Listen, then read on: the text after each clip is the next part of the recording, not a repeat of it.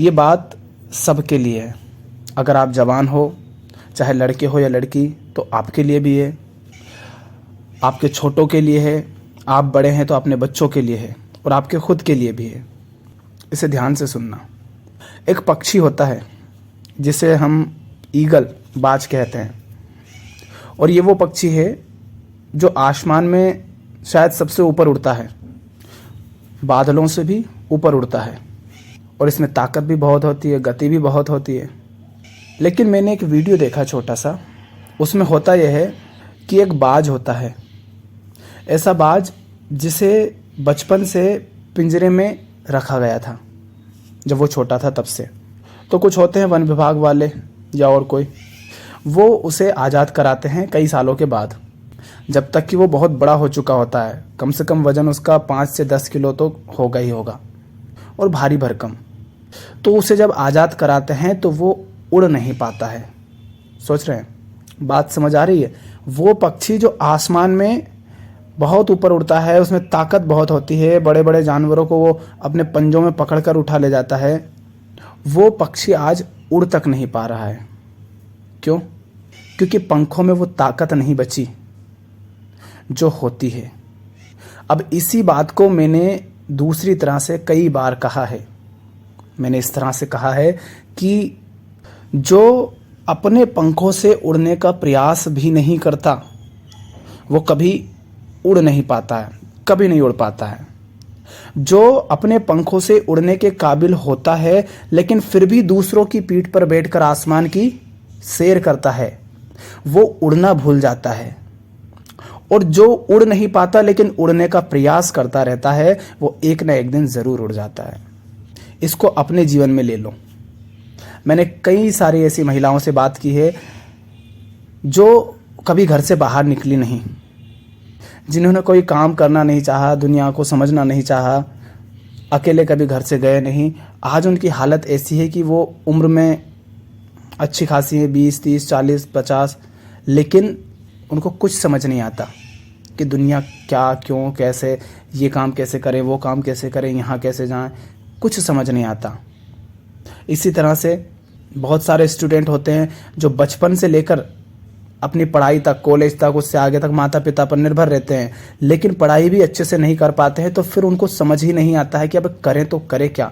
हमें कुछ नहीं आता, हमने बस किताबें रटी थी, वो भी सब भूल गए, और जीवन में और किसी क्षेत्र में हमने कोई काबिलियत हासिल ही नहीं करी।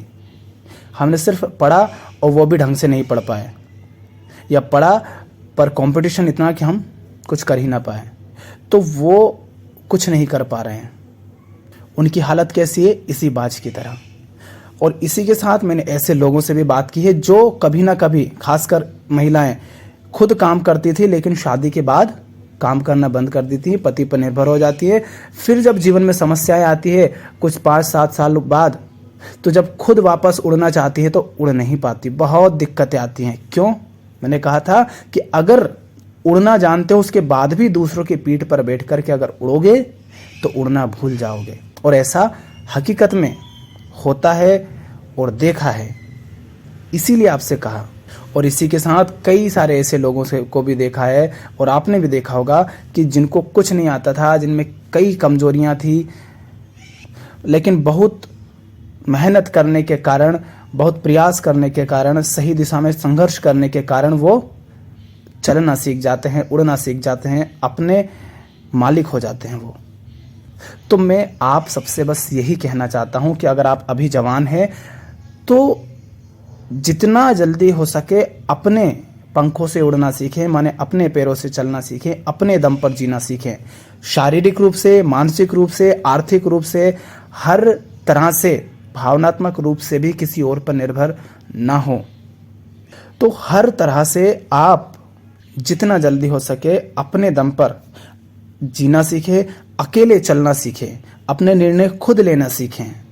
नहीं तो हालत उस बात जैसी हो जाती कि भले ही वो बहुत ऊपर या सबसे ऊपर उड़ने वाला पक्षी है, या कहो सबसे ज़्यादा ताकतवर पक्षी है, लेकिन फिर भी हालत ये हो जाती है कि तुम उड़ भी नहीं पाते हो अगर तुम वैसे नहीं जिए जैसा तुम्हारा स्वभाव है। अगर तुम मुफ्त की खाने में लगे रहे और खुद के पैरों से चलना अगर तुमने शुरू ही नहीं किया, अगर तुमने कभी पिंजरों को तोड़ने का प्रयास ही नहीं किया तो जब तुम्हें आज़ाद भी कर दिया जाएगा तो भी उड़ नहीं पाओगे।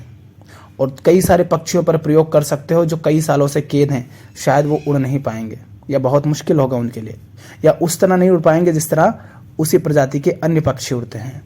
तो आप अगर जवान हैं तो जल्दी से जल्दी अपने दम पर जीना शुरू करें, अपने पैरों से चलना सीखें, किसी और पर किसी भी तरह से किसी भी रूप में निर्भर ना रहें।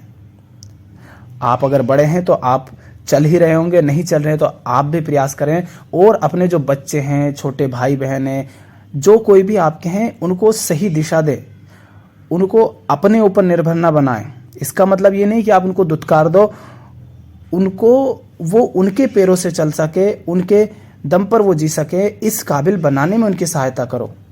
ऐसा नहीं कि मेरा बच्चा है तो तू मेरी ही सुन, तू अपनी मर्जी से निर्णय मत ले, उसको अपने निर्णय खुद लेने दो।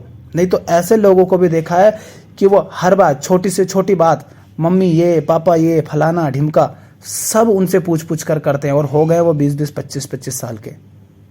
ये क्या सचमुच सही बात है कि कोई लड़का है, लड़की है, 20, 25, 30 साल के हो गए फिर भी माता पिता से पूछ रहे कौन से कपड़े लूं, खाना खाऊं कि नहीं खाऊं, शादी करे कि ना करे, पढ़ाई करे कि ना करे, ये करे कि वो करे, क्या नहीं करे, कहाँ जाए कहाँ नहीं जाए। ये क्या सही बात है? ये बिल्कुल सही बात नहीं है। ऐसे बंदे को तो अपने जीवन के सारे निर्णय खुद लेने चाहिए। तो बस एक ही संदेश है जो देना चाहूँगा कि उड़ना नहीं आता, अपने पैरों से चलना नहीं आता, तो अपनी तरफ से पूरी कोशिश करें, पूरे प्रयास करें, पूरी मेहनत करें, आप ज़रूर चलना सीख जाएंगे। सही दिशा में करें।